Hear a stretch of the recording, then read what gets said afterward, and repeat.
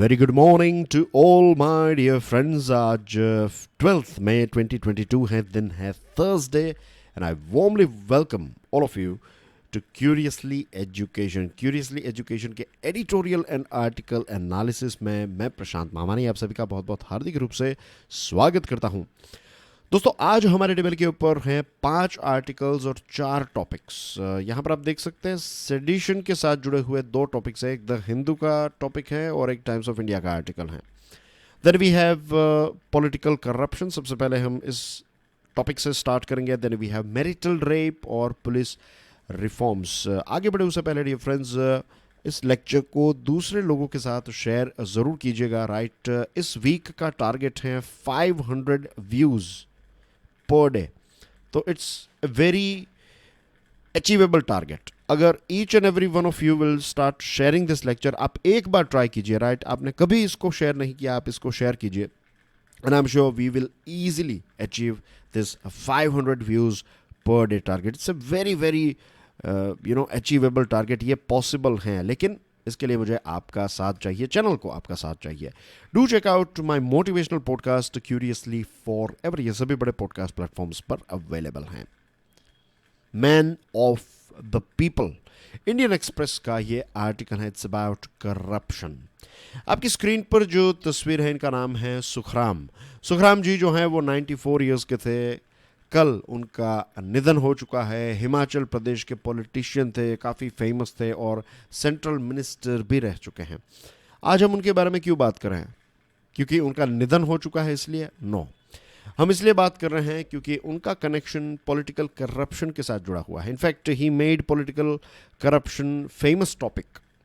1996 की बात है, जब सीबीआई ने उनके बंगलोज पर छापे मारे 2 जगहों पर, एक दिल्ली में और एक मंडी जो हिमाचल प्रदेश है वहाँ पर।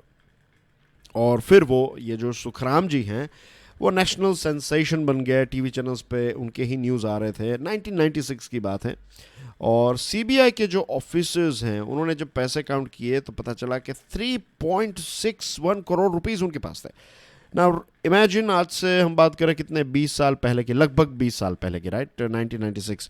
एंड यू कैन से कि उस टाइम पर लखपति होना जो है, अगर आपके पास 1 लाख या फिर उससे ज़्यादा रुपए हैं तो that was considered a big amount. के ये व्यक्ति जो है वो लखपति हैं, ऐसा कहते थे। राइट, लाखों रुपए हैं उसके पास। आज करोड़पति तो एक सोसाइटी के अंदर ही आपको 4-5 करोड़पति मिल जाएंगे। अगर 10 घर हैं वहाँ पर तो एक बड़े शहर में करोड़पति तो ऐसे ही घूमते रहते हैं। करोड़ों की वैल्यू नहीं है आज। तो 1996 में 3.61 करोड़, तो आई एम जस्ट एज्यूमिंग कि आज के ज़माने में अगर किसी के पास 100 करोड़ रुपए हों तो वी कंसिडर हिम, या फिर जेन मीन्स लिटरली वो व्यक्ति बहुत पैसे वाला है। अगर 100 करोड़ रुपए हैं किसी के पास तो उतने होते थे 3.61 करोड़ रुपीज़ इन 1996। तो यू कैन इमेजिन कि कितना करप्शन किया होगा कि सीबीआई ने इतने सारे कैश जो हैं वो उनके घर से छापे मारे और रेड डाली और पता चला कि इनके पास इतने पैसे।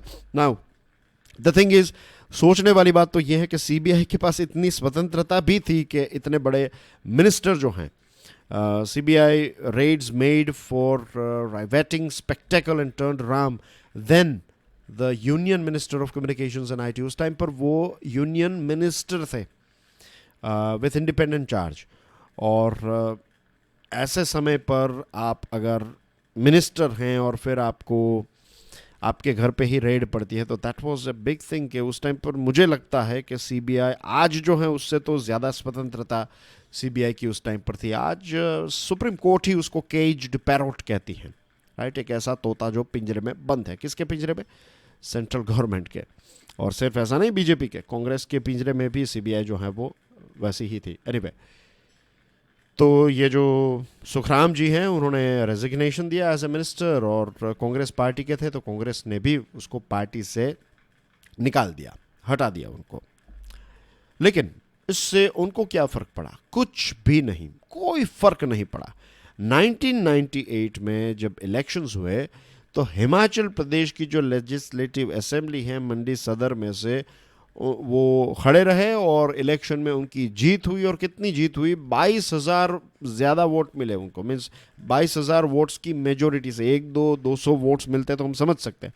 22,000 वोट्स की मेजोरिटी से वो इलेक्शन जीते 2 साल के बाद ही, और हिमाचल विकास कांग्रेस नाम की पार्टी की स्थापना की पोस्ट इलेक्शन। बीजेपी ने इस पार्टी के साथ एक पार्टनरशिप की। दिल्ली हाई कोर्ट ने 2009 में, देखिए 1996 का केस, और फाइनली 2009 में दिल्ली हाई कोर्ट कहती है कि ये व्यक्ति जो है ये गिल्टी है, प्रूव हो जाता है कोर्ट में। उसके बाद भी बीजेपी और कांग्रेस जैसी पार्टीज जो हैं वो उनको अपने दल में लाने की कोशिश कर रही है। और आज हिमाचल प्रदेश में उनको ऐसे इस बात से नहीं जाना जाता कि उन्होंने इतना करप्शन किया था या फिर ये 3.61 करोड़ रुपीस उनके पास कहाँ से है, नहीं। उनको तो इस बात से जाना जाता है कि टेलीकॉम रेवोल्यूशन अगर कोई हिमाचल प्रदेश में लेकर आया तो ये सुखराम जी थे।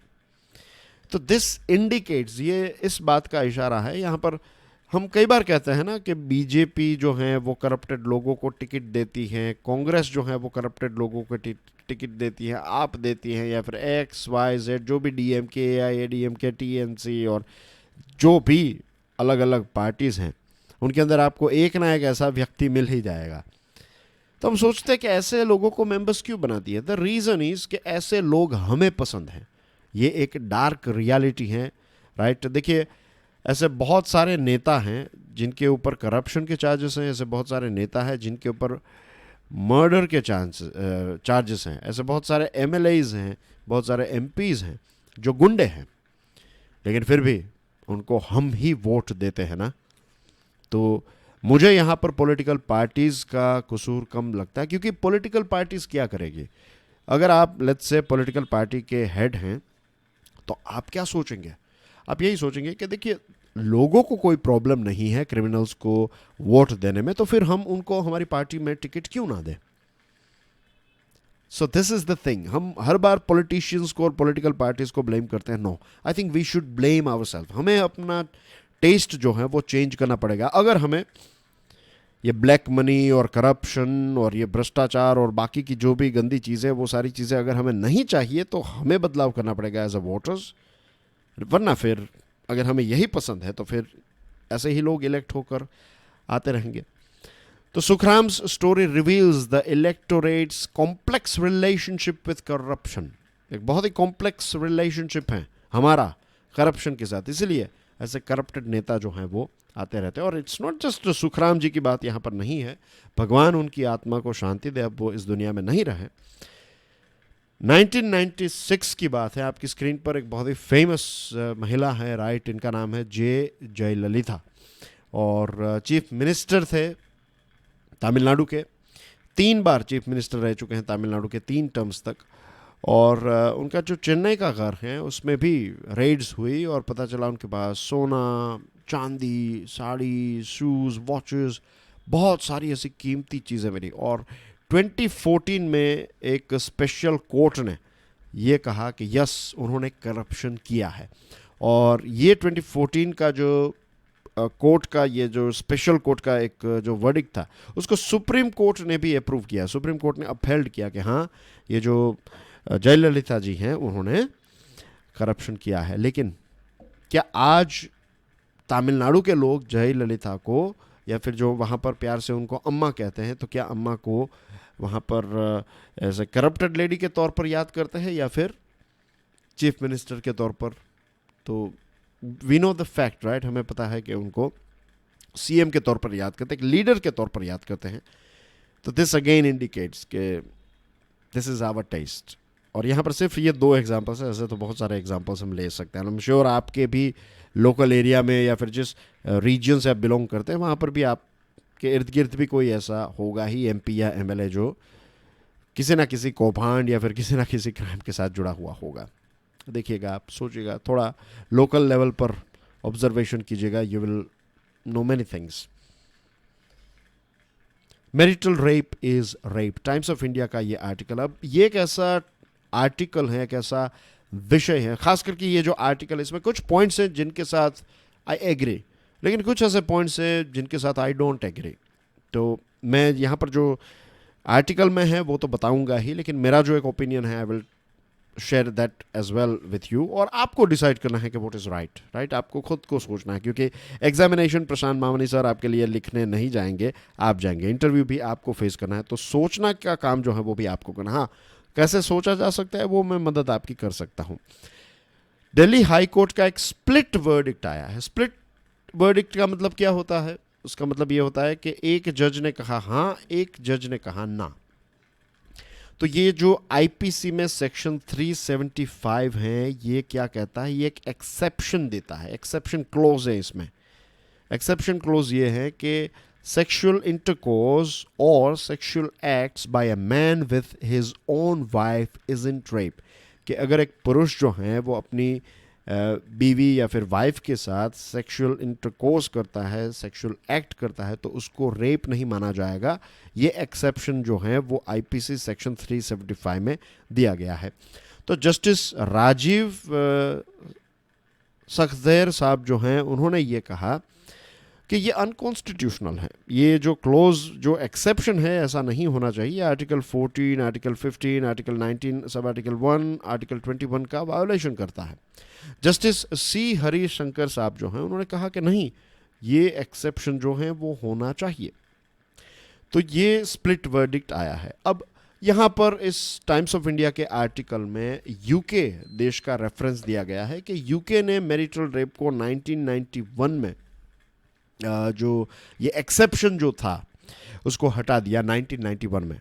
यानी कि यूके में अगर कोई वाइफ है, वो हस्बैंड पर ऐसा केस करे, या फिर हस्बैंड ने लेट्स से वाइफ का रेप किया है, तो वाइफ कैन कंप्लेंट फाइल कर सकती है, और उस हस्बैंड को अगर चीज़ें प्रूव हो गई तो सज़ा भी होगी।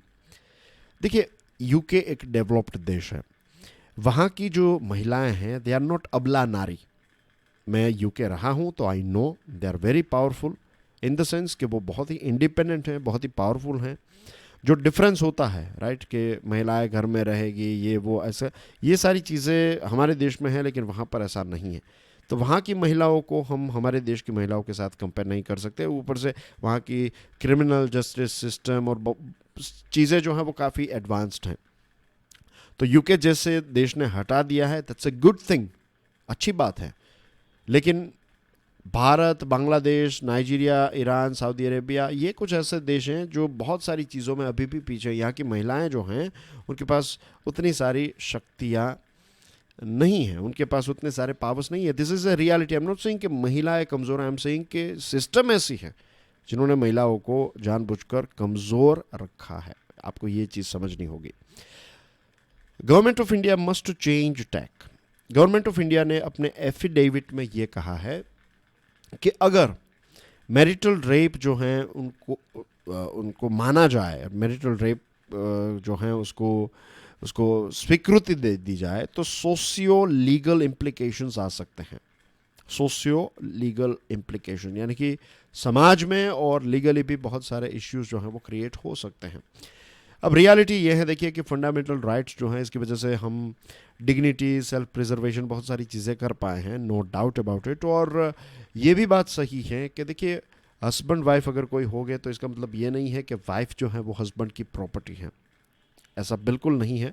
दोनों की एक इंडिविजुअल लाइफ भी होती है। व्हेन आई से इंडिविजुअल, आई एम टू से कि हम सबकी एक पर्सनल लाइफ भी होती है। आप किसी के साथ आपकी शादी हो गई तो उसका मतलब ये नहीं है कि आपकी पर्सनल लाइफ जो है, आपकी अंदर की दुनिया जो है ना, वो हमेशा आपकी अंदर की दुनिया ही रहेगी। तो भले आप किसी व्यक्ति को कितना भी प्यार कर रहे हो, ऐसा ये छुपाने की बात नहीं है, ये प्रैक्टिकल बात है कि आपके अंदर की जो दुनिया है ना, वो आपकी अंदर की ही रहेगी। तो लेट्स से कि कोई फॉर वॉट एवर रीज़न, किसी भी कारणवश, अगर एक वाइफ जो है वो अपने हस्बैंड के साथ फिजिकल रिलेशन, या फिर जो मैरिज के बाद जो व्हाट डू वी से, the right word I am looking for, let's say sexual relation जो है वो नहीं रखना चाहती फॉर वॉट एवर रीज़न, जो भी रीज़न हो, तो इसका मतलब ये बिल्कुल नहीं है कि हस्बैंड जो है वो फिर उसका रेप करे। और ये एग्जेप्शन जो है ये उस व्यक्ति को, उस हस्बैंड को बचाए, ऐसा नहीं होना चाहिए। दूसरी चीज़ ये भी हमें समझनी चाहिए कि ऐसे भी केसेस हमारे देश में होने लगे हैं। ये रियलिटी है कि ऐसे भी केसेस होने लगे हैं कि कुछ ऐसी गैंग्स हैं जो जो ज़्यादातर लॉज जो हैं वो महिलाओं की तरफ झुकाव वाले हैं, तो उनका मिसयूज़ भी होता है। तो ये एक ऐसा विषय है, मैं मानता हूँ कि ये सारे राज्यों की लेजिस्लेटिव असेंबली में और पार्लियामेंट में इस पर डिबेट होनी चाहिए, पब्लिक अपने ओपिनियंस दे और उसके बाद कोई इसको लेकर फाइनल डिसीजन जो है वो हमें लेना चाहिए।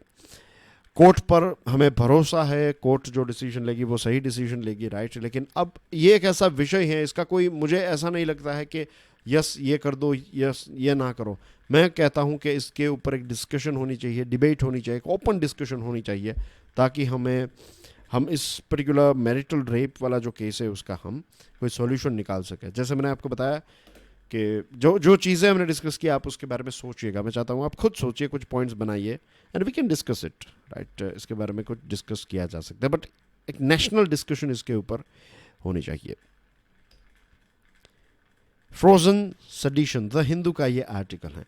सडिशन के बारे में हमने पहले भी बात की थी, राइट। 1962 में, क्या नाम है उस जजमेंट का बताइए? मैं अब नाम नहीं बताऊंगा, मैंने ये नाम भी बताया था आपको। एक बहुत ही फेमस जजमेंट है 1962 का, और उस टाइम पर 5 बेंच वाली कॉन्स्टिट्यूशनल बेंच ने 5 बेंच वाली नहीं, 5 जज वाली कॉन्स्टिट्यूशन बेंच सुप्रीम कोर्ट की जो है, उसने सेडिशन को डिफाइन किया था और कहा था कि सेडिशन जो है उसका मतलब ये है कि अगर आपके भाषण की वजह से आप सरकार की निंदा करते हैं तो ये सेडिशन नहीं है, लेकिन आपके भाषण की वजह से अगर वायलेंस हो जाता है तो फिर वो सेडिशन है। In a substantial blow in favor of free speech, the Supreme Court has effectively suspended the operation of the sedition provision in the country's penal law. अभी recent decision जो सुप्रीम कोर्ट का है वो ये है कि supreme court ने ये जो सेडिशन प्रोविजन जो है इसके ऊपर एक पॉज बटन दबा दिया है, राइट। सुप्रीम कोर्ट ने कह दिया है कि सेक्शन 124A जो सेडिशन के साथ जुड़ा हुआ है आईपीसी का जो है, तो जितने भी ट्रायल्स, जितनी भी अपील्स, जितनी भी प्रोसीडिंग्स चल रही हैं, तो उसको अभी स्टे कर दीजिए, बंद कर दीजिए। और सेक्शन 124A जो है आईपीसी का, वो क्या कहता है? इट क्रिमिनलाइजेस एनी स्पीच, राइटिंग और representation that excites disaffection against the government. जैसे मैंने आपको बताया कि अगर सरकार के खिलाफ कुछ कहा जाता है तो फिर राजद्रोह या फिर सेडिशन जो है वो आप पर लगाया जा सकता है। अब इसका मिसयूज भी काफ़ी ज़्यादा हुआ है, जिसके बारे में हमने बात की थी, तो I am not going into it. लेकिन प्राइम मिनिस्टर नरेंद्र मोदी साहब ने एक स्टैंड लिया। प्राइम मिनिस्टर मोदी साहब की सरकार जो है उसने बहुत सारे ऐसे आउटडेटेड लॉज को हटाया है, और मैंने आपको एग्जांपल दिया था कि भगत सिंह, गांधी जी, वल्लभ भाई पटेल एक्सेट्रा जो भी हमारे अलग अलग लीडर्स थे, तो कैसे उनके खिलाफ ये सेडिशन के चार्जेस जो हैं वो लगाए जाते थे। तो ब्रिटिश राज ने ये निकाला था ताकि हमारे देश के आज़ादी के जो फाइटर्स थे तो उनको जेल में रखा जाए, और सारी ये आंदोलन और सत्याग्रह और जो भी चीज़ें चल रही थी तो उसको रोकने के लिए एक बहुत ही अच्छा टूल निकाला था ब्रिटिश राज ने।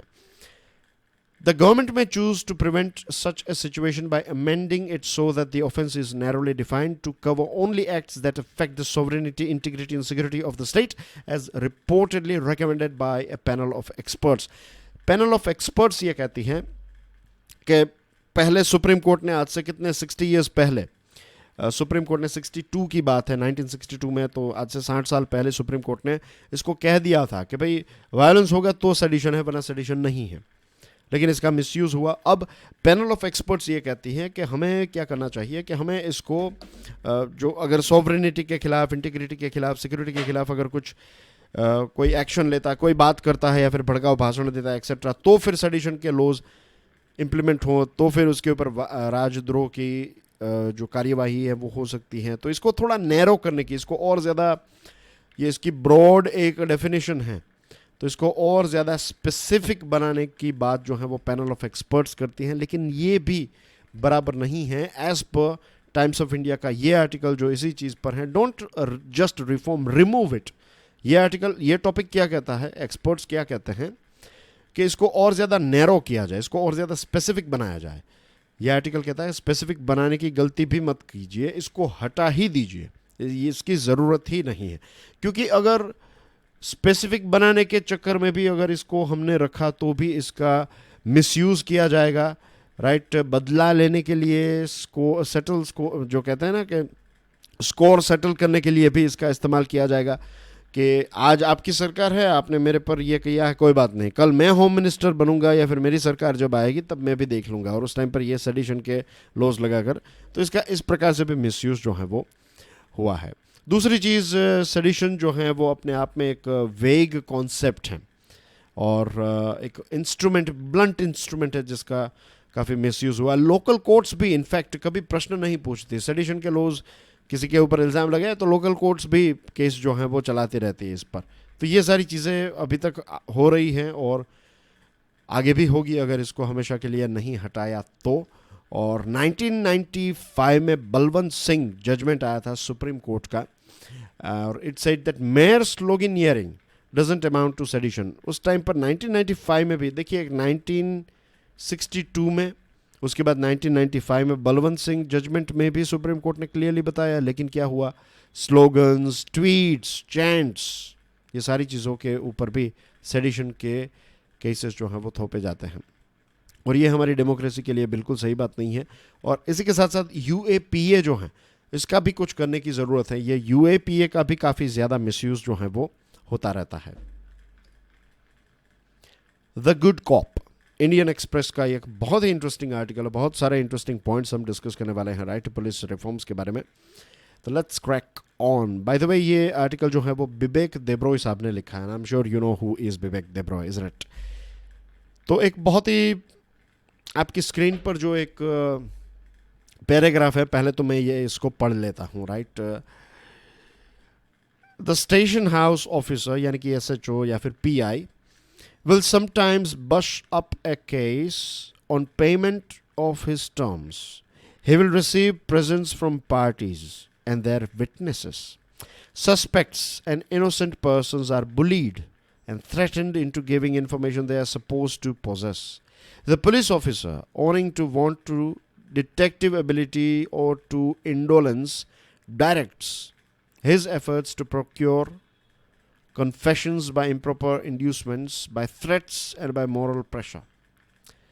थोड़ी बहुत चीज़ें आप में से बहुत सारे लोगों को समझ में आ गई होगी, नहीं आई है तो लेट मी टेल यू कि पुलिस स्टेशन में क्या होता है कि पॉलिटिकल पार्टी के लोग जो हैं वो गिफ्ट देते हैं, फिर अच्छी ट्रीटमेंट उनको मिलती है। कई बार जो मासूम लोग हैं उनको भी मारा पीटा जाता है, धमकाया जाता है और प्रेशर डाला जाता है, ये सारी चीज़ें राइट। अब ये चीज़ क्या सिर्फ 2022 में हो रही है या पिछले कुछ सालों से नहीं?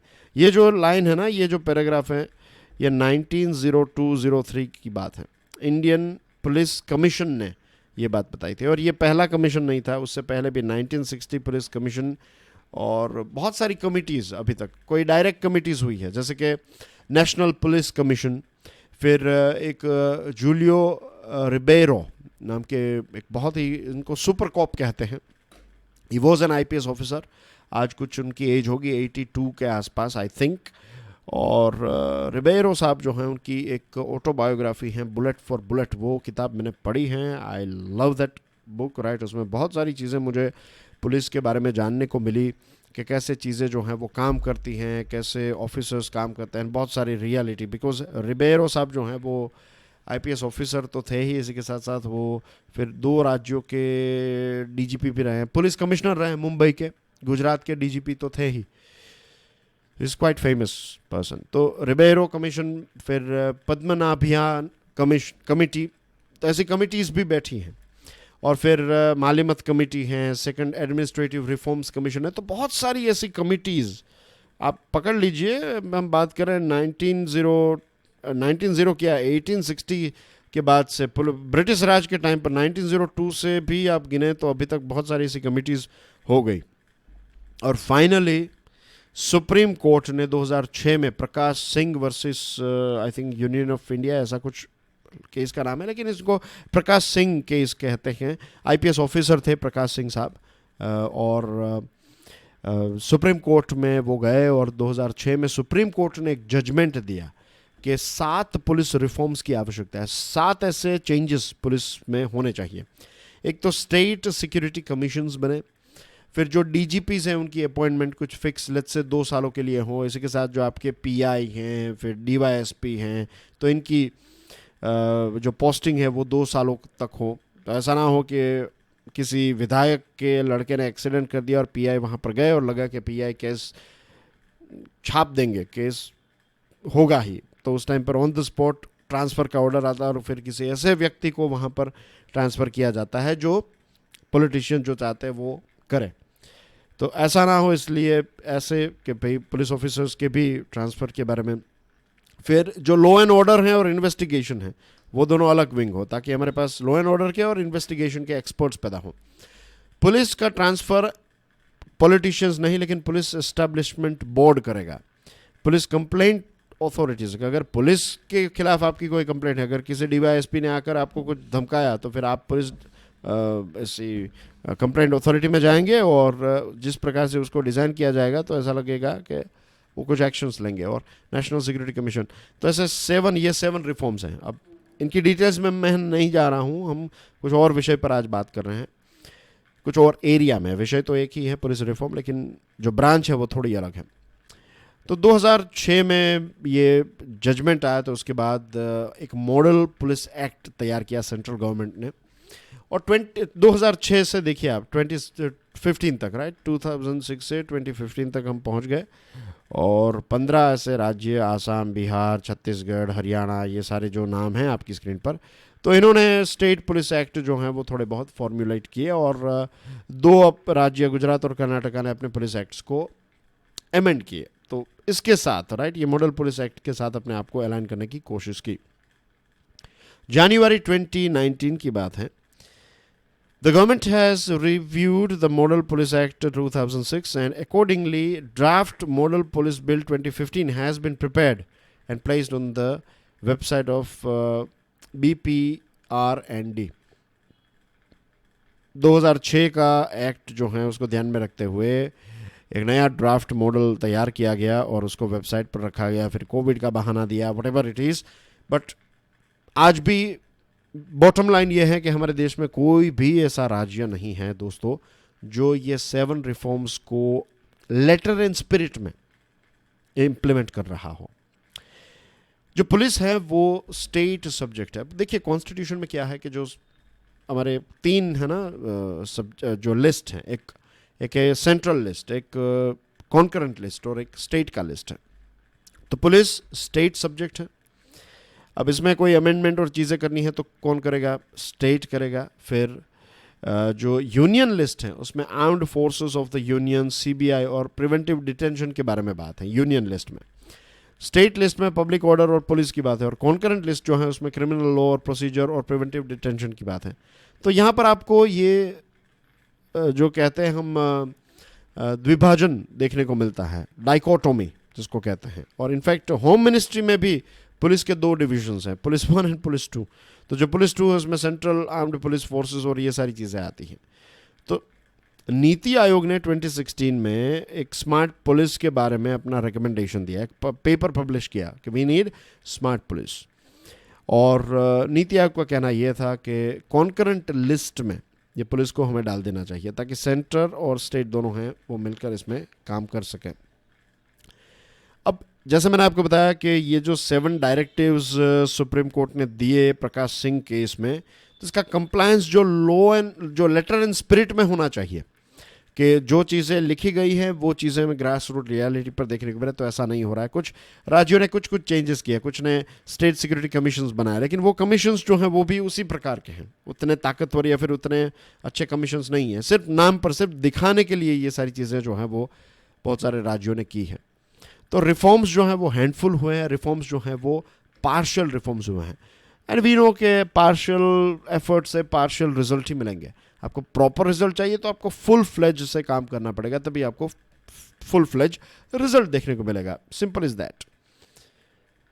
तो यहां पर इतने सालों से 2006 से जो सुप्रीम कोर्ट ने कहा है इसको फॉलो नहीं किया, तो it should be taken as contempt of court. और हरीश साल्वे साहब जो हमारे देश के बहुत ही फेमस वकील हैं, जिन्होंने इंटरनेशनल कोर्ट ऑफ जस्टिस जो कोर्ट हैं उसमें ये हमारे जो कुलभूषण जाधव पाकिस्तान की जेल में बंद है, तो उनके लिए जो केस लड़ा था ना, वो हरीश साल्वे साहब जो हैं उन्होंने कहा, उन्होंने एक पिटीशन भी फाइल की है कि ये जो अभी तक ये राज्यों ने फॉलो नहीं किया, this is a contempt of court. और सरकार मीन सुप्रीम कोर्ट भी राह देख रही है, सुप्रीम कोर्ट इस राय में बैठी है कि इसको कभी ना कभी इम्प्लीमेंट होपफुली जल्दी किया जाएगा।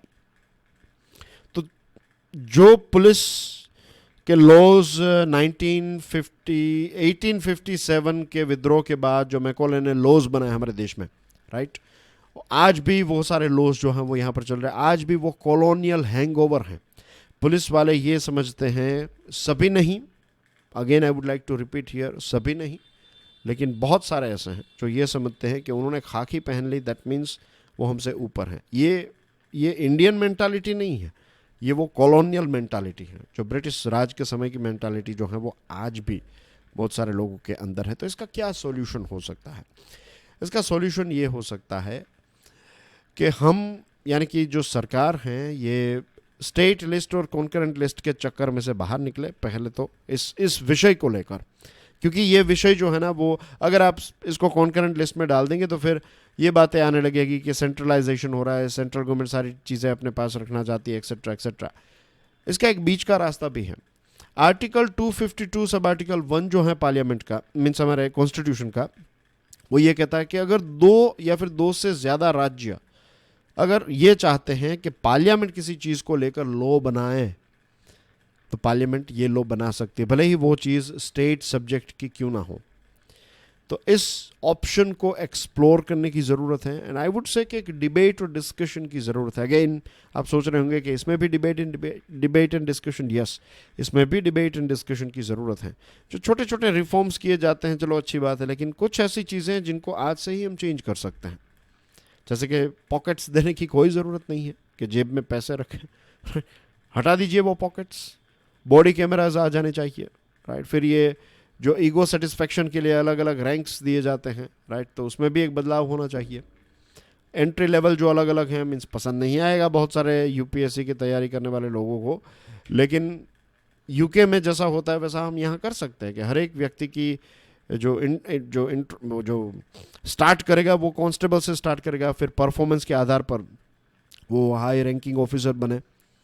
तो ऐसे बहुत सारे चेंजेस जो हैं वो हम कर, लेकिन सबसे पहले तो बड़ा चेंज जो है वो कॉलोनियल माइंडसेट से बाहर निकलना है। एंड दिस अगेन, ये सारी चीज़ें एक दूसरे के साथ कैसे कनेक्टेड हैं कि करप्ट लोगों को हम चुनेंगे, अगर हमारी चॉइस करप्टेड है तो फिर हम करप्ट लोगों को चुनेंगे, करप्ट लोग जो हैं वो फिर सरकार बनाएंगे, फिर वो सारे अपने पावर्स का इस्तेमाल करेंगे, तो पुलिस जो है वो उनके हथियार जैसा है तो उस हथियार का भी इस्तेमाल करेंगे, फिर अगेन वो सारी चीज़ें चलती रहेगी। तो ये एक नहीं है, बहुत सारे रिफॉर्म्स के साथ जुड़ा हुआ एक रिफॉर्म है।